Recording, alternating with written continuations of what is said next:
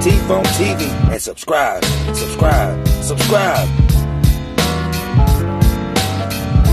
That rebirth starting to take off. Y'all better catch it. Get too big, you gonna let it get by you now. Catch it while it's on the way up. Subscribe, like, and share to the rebirth of T-Funk TV. Come on in my lives, man. Watch my videos. Dang.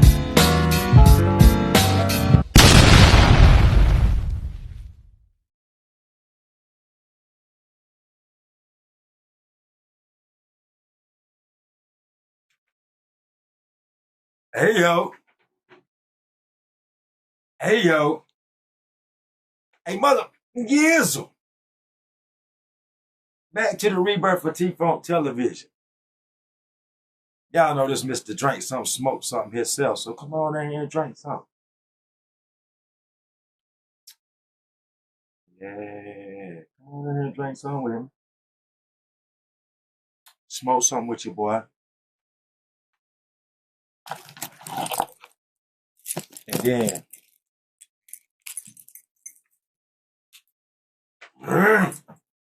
take you on this journey, and I promise I won't leave you. Come on up in this thing. Subscribe, y'all. Subscribe. Comment, talk to me. I talk back. I'm interacting with my friends. Subscribe, like, and share. And I want to say this again.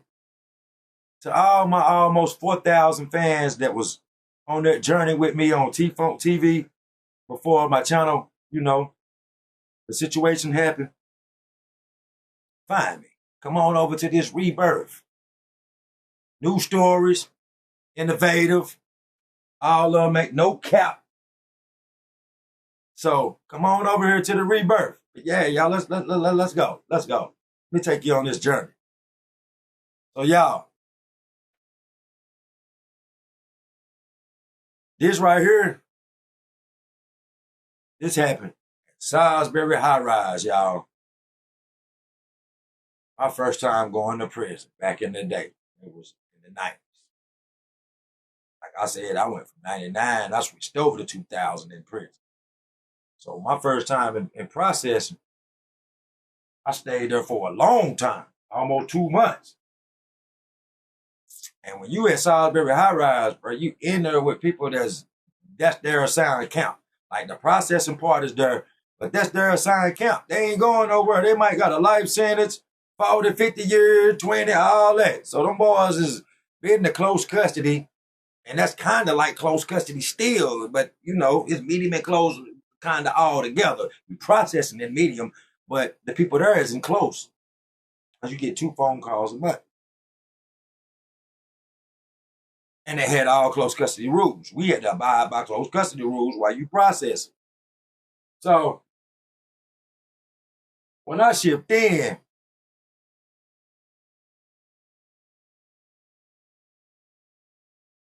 this time I shipped in different. This time, the first time I went to prison, the second time I really seen that everybody get on the buses and how they do it and everything. But I don't know why. The first time I went to prison, bro, I don't know if they wanted to get me the fuck up out that county jail or what. I sat in there about 3-4 months. But, bro, they took me up there on their own in the Cleveland County van. Me and one other dude and a crazy dude going to Dorothea Dixon and talking to himself, thinking he the Most High Son or something. He was throw the fuck off. So when I came, it was another county that had, I can't remember where dude was from, bruh. It's kind of,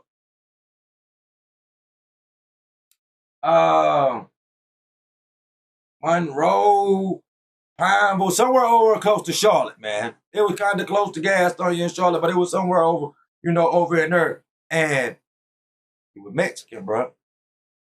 But he was born on American soil, though. It was from California. He was banging that, yeah. He done been in the 8th Trade neighborhood, you know. He never lived around no Mexicans, put it like that. He was adopted by some black people.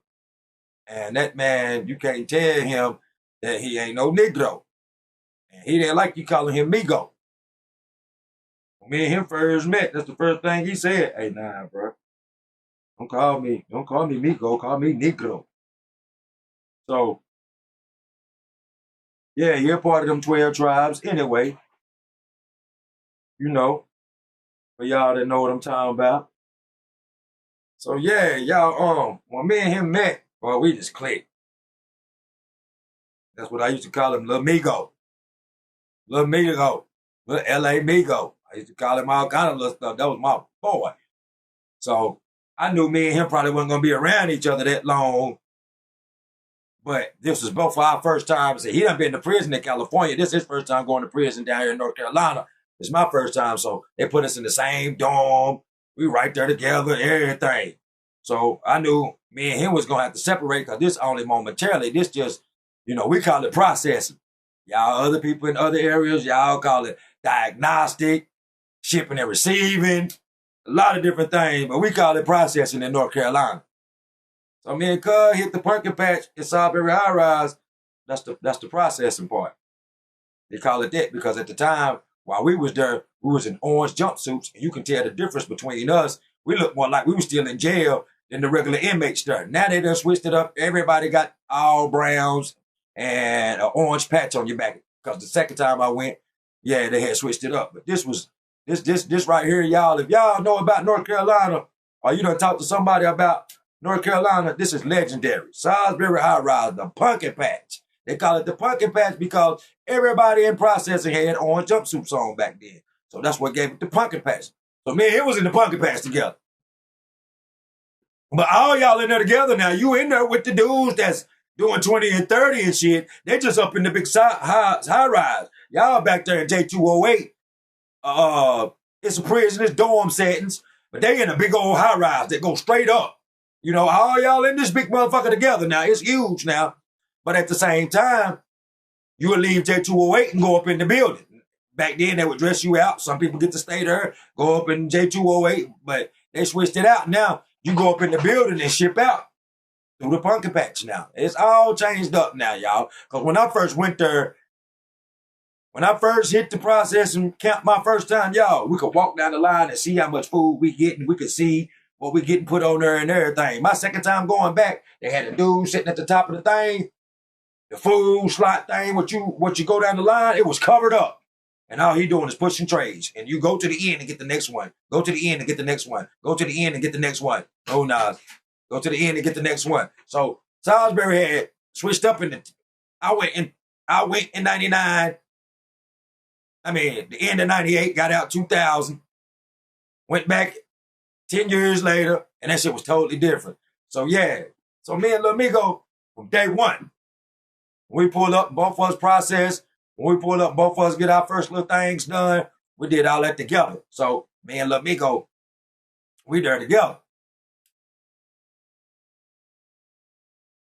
So we doing everything together, you know what I'm saying? But it would be times where, okay, when you processing in North Carolina, when you first get there, you're gonna go through there. They're gonna give you a. They're gonna give you a. Well, you're gonna have to take a bunch of shots. You're gonna go see a case analyst. You're gonna go through in front of the man. You're gonna donate your clothes or keep them home first. You're gonna walk to that desk, donate your clothes, keep them home first. You're gonna strip butt naked, walk through the metal detector, take you a shower, get your new clothes. Then you're gonna take all them shots. Then you're gonna see your case manager, and then they're gonna give you your shit and they're gonna send you back to the J208. So when they do that, you're gonna be having at least 3 or 4 times a day after that little call outs you gotta go to. You gotta go take a IQ test. You gotta go to the dentist. You gotta go this, and so on and so on. And they're gonna be giving you times where you can go to the yard and go to child, library, gym, and all this. But it's gonna be time scheduled on these little papers you're gonna get where you personally, even if people in the dorm with you, y'all might not have the same schedules. So me and Lil Migo, we try to keep everything the same. We try to do everything the same. But I say I'm 6'1.5", almost 6'2". Lil Migo probably about 5'9". I say probably about 200. Little thick joker, bro.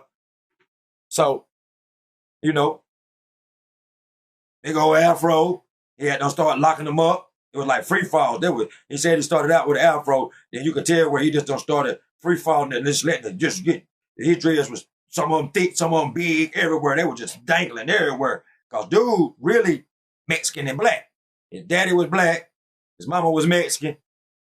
You know, I say, you know, in the King James Version of the Bible, I go off of whatever it say, whatever your father's loins is, that's what you are. So he was really black, but his mama was Mexican heritage though. So his hair was thick. He had them big wicks, bro. They were free fall just everywhere. He said he started from an afro. And you could tell because the way he just had them all, it was hot though.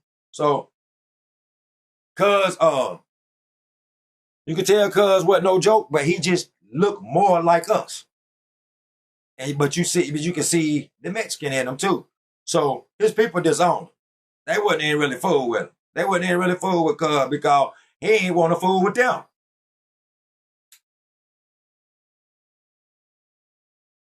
So about 2 weeks after they see me and MIGO be together, but he be having little solo call outs. For about a week or two, MIGO was going through some shit, not even telling me. He'll just come back because he a man. Y'all gonna see he a man. And by them fucking with this man, they fuck with his prison sentence because little MIGO had like 7 to 9 to do. A little bit more, little MIGO would have been at central prison. But MIGO was in there for assault with a deadly weapon and armed robbery. So Lil Migo was going through shit, y'all, and he wasn't even telling me. So about 2 weeks passed. You know, it's like I said, his people would really fuck with him.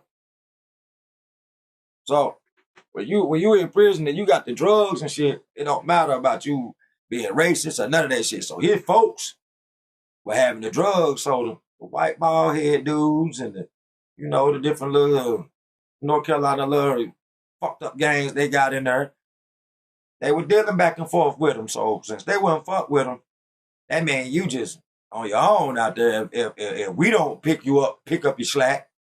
So on the low, his people had done told him, fuck you. He told them, fuck them.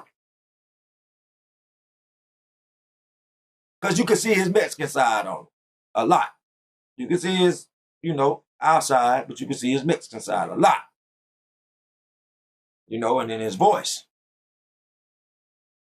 So, little Negro say, he say,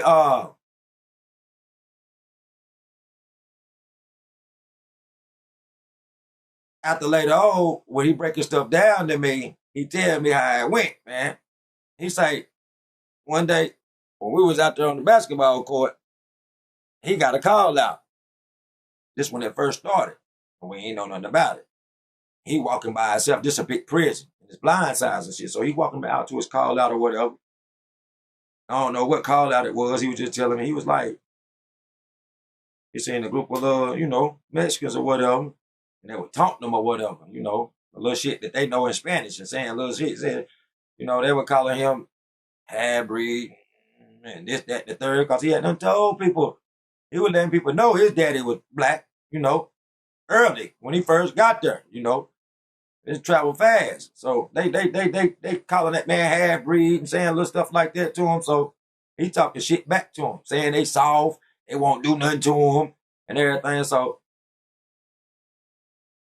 they really put a hit out on him to the white boys. They really put a hit out on him to the white boys. So y'all, fast forward after that, that's the first time it happened. So they kept poking and prodding at this man, but they ain't know that man. They thought that man was soft, boy. And every time they run up on him, boy, he got a matarata on him. Like I told you, that's Spanish for a knife. He got something on him. He was not no joke, bro. On the low, he was not no joke, bro. And he'll go off these too. But he really, they was coming at him more than one. Because they see he kind of stocky and thick, bro. He was doing all them push-ups in the county for about a year or 2.5 before he got on his time. So, this the time it was brought to our attention. After our little basketball game, he pulled me to the side. He like, T. He started running it down. What I just told y'all, the first time it happened, and it's been going on about 2 weeks. That since he fooled with us, they don't want to fool with him, bro. And they done, he hearing that, his little hits on him and little shit like that. They trying to extort him for his little bread he be getting.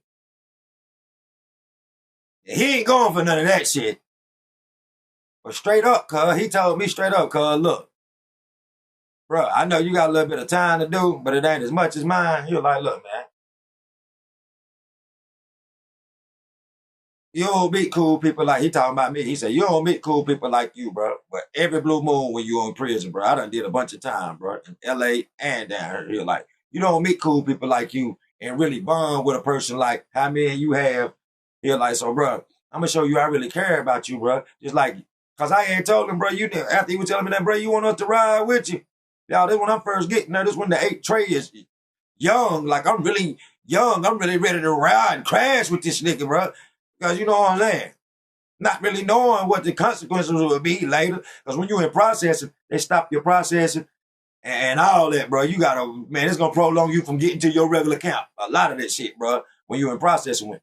So you're like, nah, bro. I already see how your expressions and how you was getting mad, the default coming at me like that. And you and your homeboys, y'all ready to, yeah, for me, bro. Because he really fucked with us, bro. He was feeding us. And we were feeding each other and doing all kind of shit together, bro. Like, really bonding with each other. Like all kind of shit, bro. And so, you know, that shit really, when you see somebody really being loyal in there, bro, you value that, bro. So, cuz was like, nah, bro, I'm gonna handle this myself. You're like, wait till they call me out to go somewhere by myself. You're like, they don't never say nothing when we around, all y'all around and stuff like that. They trying to do it sneaky, bro. I'm gonna tell you what happened, y'all. He got a call out. And on the low, it was this big white dude with a bald head, bro. Had tattoo, tried to look like Goldberg looking tattoos on his arm. It wasn't really nothing but just symbols and shit all over. He used to always walk around trying to flex. They used to run behind him. The little white boys and everybody else would run behind him like he is a Greek god or something. He the main one trying to fuck with cuz on the low. He be sitting in his little dummies. So he not knowing cuz gonna be, yeah, really, really like that. But he the one cuz targeted him. So one day, cuz got a call out. And everybody in the pumpkin patch, they running behind dude too, because he got like 25, 30 years to life. But he got parole. And he's really an inmate there. Like, he's in brown clothes, and the white boys in brown clothes be running behind him, and then they turn him on to the dudes that just got there in the pumpkin patch in orange, and everybody just be running behind this dude, bro.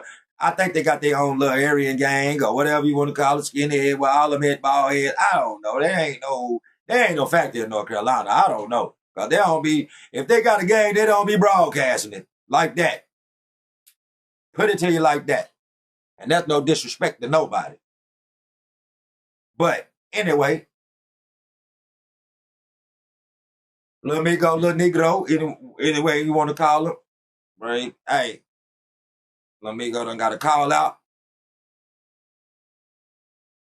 Let me go in. I spent $15 on that master lock. See, in prison, bro, you got your own locker in North Carolina. Just like you would in school, but you got to go buy a master lock. You either can buy it from somebody on the yard. Just make sure they got the 2 keys now. Because if they got one, they might backdoor you and come and get your shit later. So don't fall for that banana in the tailpipe. That's just for anybody that's going to prison. Don't buy no lock unless it got 2 keys if you in North Carolina. Unless you tough and you know you, like I bought a lock one time, y'all. That's another story. But hey, I told dude straight up, I'm gonna fuck you up if anything going in my shit, bro. Because you the first person I'm coming to. And I'm gonna tell y'all about that. That's the story about I was in prison with a dude looked just like Chucky. It's coming up soon. It's coming up next then. I shouldn't expose it. I was being gonna tell about it. But yeah, so Lil Miko got a call out. He had been laying on this all night. After he told me this shit, bro, you can just see this man mannerism. He being more quieter, bro, when he walking back and forth to, fix his shit at night, bro. He talking to me like it ain't wasn't enough smoke between us, but you can just think he building it. He thinking about this shit. It's building up in his brain, bro. And he had a plan, bro. When he got a call out, and they sent us from J208 to go up in, like I said, we used all the regular facilities. We just back there sleeping in another part, and they sleeping up in the processing dorm. So back then, y'all, after you done did all your shit, they move everybody from back then up into the shipping part, 3rd floor. Y'all, that's what they doing now. They shipping all us up. They moving all us up to 3rd floor. So boom, when dude get his call out, He go on to his call out. Y'all, they got us going up on 3rd floor. Now we in the building. They give us brown clothes to ship out in. Now we in the building. We look just like them now.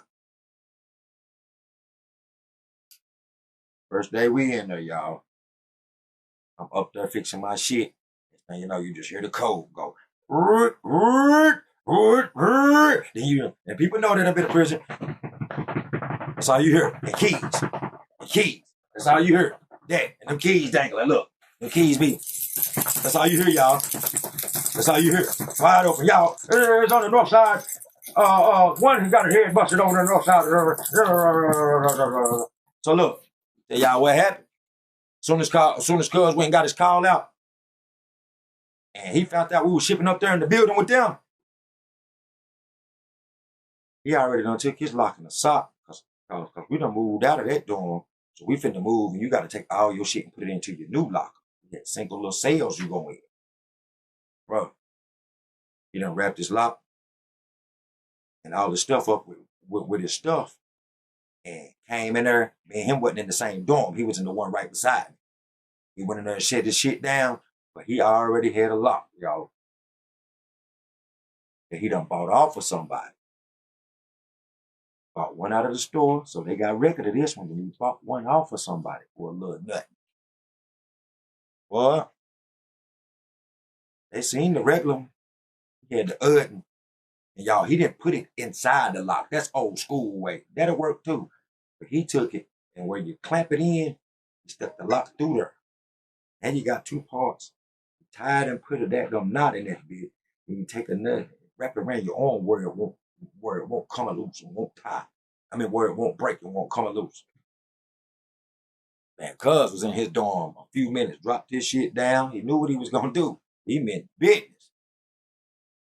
It's an elevator in this mug, because this mug, y'all, if y'all ain't never been to prison in North Carolina, I'm going to tell y'all something. Like, yeah, this something like upstate Manhattan, Bank of America, upstate Charlotte.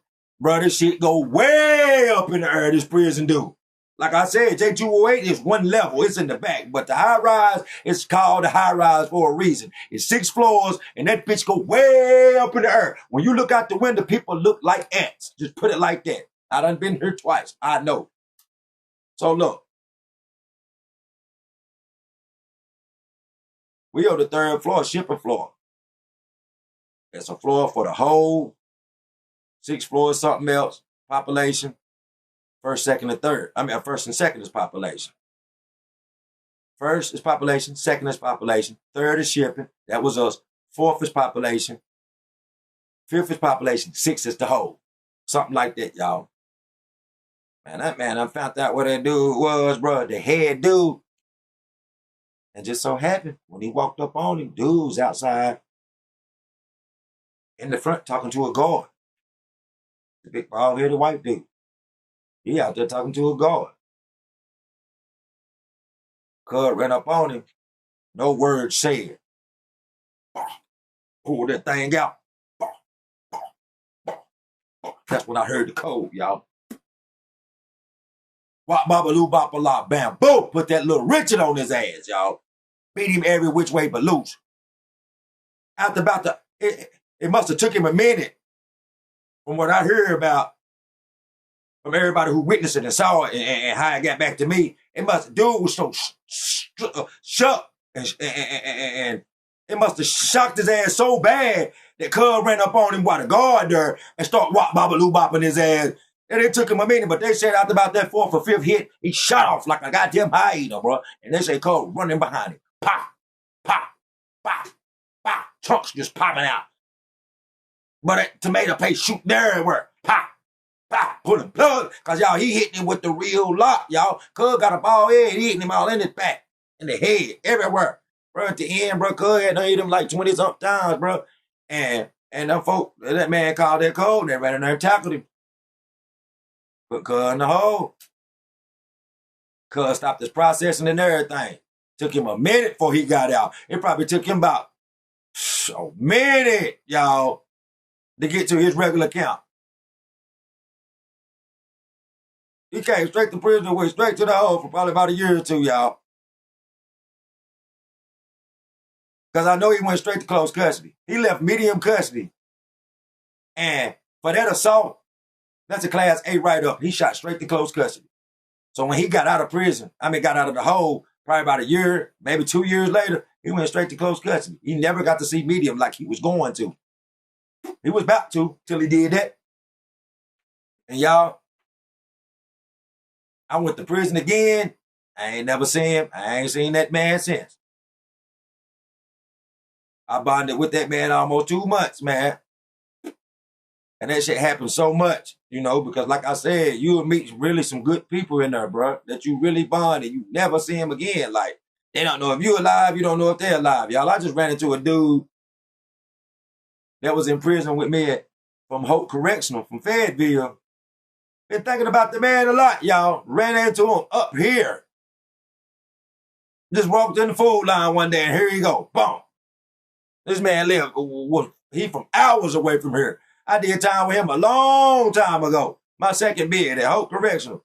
So that's what I'm saying, bro. I hope I see, me and him was all right. But, I want to see some of them boys I really connected with, bro, hopefully in the near future. But yeah, bro, they put MIGO in that hole and got rid of him for doing that shit. And I know DHO, which is, it's just like the judge, bro. It's a judge that come to your prison, and once you do something and you go to jail, that's just like out on the street. They're going to lock, just like the police. They're going to lock you up just like the police. Then you got to go in front of the judge, and you're going to get more time. And he either can run the time you already done did, because you might be done set in there 2-3 weeks before he come, or a week or two. And he might give you credit for that. He might not. But you ain't going to beat the DHO. And I know they probably talk shit to him like, yeah, you disrespected one of our North Carolina Department of Correction guards. You ran up on that man and beat him while the guard was there and everything like that. And I know MIGO, because he tough. I ain't even have to be around. He probably didn't say shit, bro.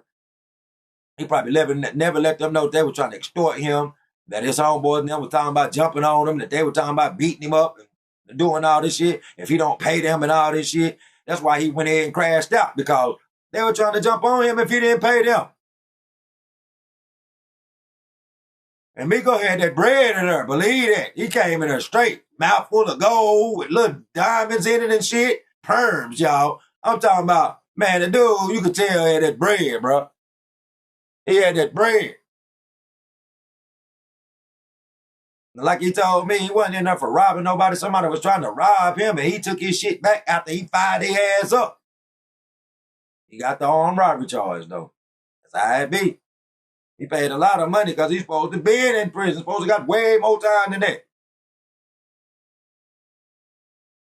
He kept paying that lawyer to stay out because the dude about left this world, y'all. So yeah, but yeah, man, little MIGO, bro. If you ever see this, bro, you my dog. I still got love for you. You my boy. Hey, that's right. Anybody, stay true to who you are. Don't switch up cause your environment, bro. Whoever you are, stay true to who you are, bro. That man stayed true to who he was. He crashed out at the end, but hey, that shit went all around prison with him. I bet you ain't have to crash out too many more times. Like, gangster gonna try you regardless if he was out of line. Everybody, ain't nobody too big for the rules in prison, but they know that they're gonna watch that man. And ain't nobody gonna run up on him too quick. Well, he probably never, did nobody else try to extort him. Boy, knocking plugs out of cuz. Because I caught some of that. Like I said, he was sleeping in the dorm beside it. When he went out, started doing that, they dropped that code, bro. Everybody ran to the door. They called that code. I seen some of it. He was knocking plugs out of cuz when he was running behind him. And dude was bigger than him, and he was faster, so he ran behind him and was clucking him. I didn't see the first beginning, but I seen some of them clucks. And then that code come on, dude called the code. You got to go lay down and do all that crazy shit. So y'all ain't get to catch it all, but I'm telling you now. Telling you, well, watch who you fuck with. In the street or in prison, jail, anywhere. Be respectful to man. Man, respect man. And then if you get out of line, you got to handle it. But other than that, boy, respect your environment, bro. Respect your environment. Done been another one. Y'all, hit that subscribe button. I need y'all.